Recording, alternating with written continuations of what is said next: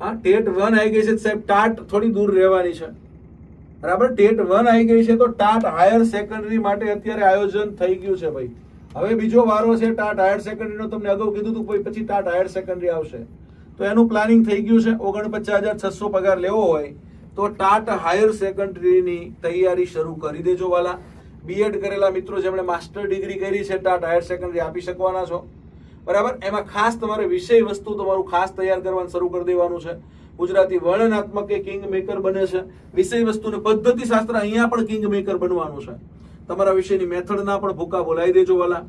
તો TAT higher secondary આપણી TET 1 ની પરીક્ષા પહેલા એના ફોર્મ ભરાઈ જશે. ડન. ટેટ 1 ની પરીક્ષા 14 ડિસેમ્બરે છે, તો 14 ડિસેમ્બર પહેલા ટાટ હાયર સેકન્ડરીના ફોર્મ ભરાઈ જશે. લખી લેજો વાલા. એટલે ટાટ હાયર સેકન્ડરી સૌથી નજીક આવી ગઈ છે.